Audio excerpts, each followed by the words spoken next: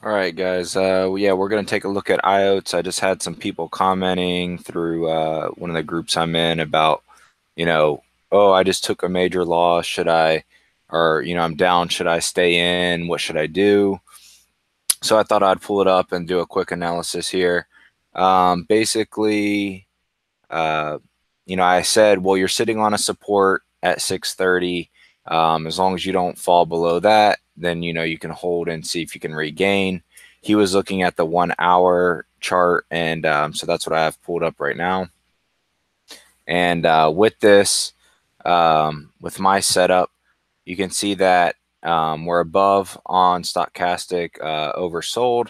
We're just now breaking past the momentum line, which is a good sign.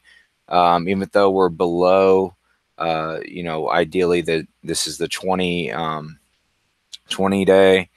Uh, we're still above, which is good. We have a crossover, and we are above 25 over here. So we do have this movement coming back up. Now there is a resistance over here at $7. So, if I were him, I probably would have held through that. But one of my recommendations was that whenever you get into a trade like this, is you have to go, you should really confirm on a scale that's further, the next one up. And with that being said, this is the daily chart. We could look at the 4 hour chart as well. And with an increasing ADX, remember, if you watch any of my other videos, if you have a 25 or above, that's really a lot of momentum heading in that direction. And what I mean by that direction, it's pretty much wherever the MACD is. So since the MACD is underneath here, and it's just, you see it's kind of consolidating, but as the ADX increases, it starts falling further, as well as the momentum actually decreasing. You can see now we're getting a little bit of bounce back, and we're sitting on the bottom on the stochastic oversold. Now, when you're doing just oversold on stochastic, whenever you reach a ADX of 25 or above, from what I've experienced, is you can actually ignore that. So when people are looking at that as like, oh, it's oversold or it's overbought, you should buy or you should sell. If you have other indicators like the ADX, then you can actually see that if you're pushing 25 and above on the ADX, then you can actually ignore the oversold and overbought until that ADX kind of starts toppling over, and then that's a good sell point. So it gives you a little bit of extra push in the direction you're wanting to trade, without selling, way early or way late. So that's just a tip to keep in mind.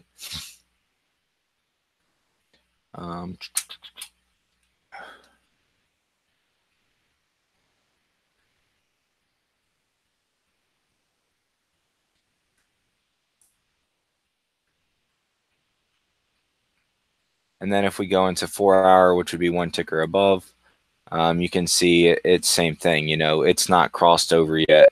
So in this instance, he did buy in at the wrong time. His thought was that he was looking at, I think, the 20-day. He's like, oh, well, it crossed the 20-day. So, I bought as soon as it crossed it. So we have to understand that with support and resistance, is it's not about crossing over, it's about sustaining over. And when you're on an hourly chart, you can see this is actually what he was looking at. Is it, or no, I'm sorry, not right there, but over here this morning, it started to cross over, and then it came right back down. So when we're looking at these types of things, you really want it to sustain over. This is not a great buy, but at this point, with as far as it's fallen, and if we go back a year and look where we're at, it's pulled back pretty significantly. Again, on the daily, the ADX is still increasing with the MACD going down. So, I mean, I personally wouldn't touch any of this. I would wait for confirmation for it to settle back down and start wrapping back around on the MACD, and for this to start consolidating again, which means it would be pulling down and kind of coming back over. if we zoom out. So if you look, I use Fibonacci retracement, not extension in this instance, and I will run them backwards. So if you look, I went from the high down to the low, and that's just so I can have a potential extension, because when I would look for the confirmation that we're going to continue upwards, then I actually use Fibonacci retracement for potential of 161%. So 100% would be at the 10.8. 161% isn't even in this screen still. Let's see if I can find it on the monthly. Nope.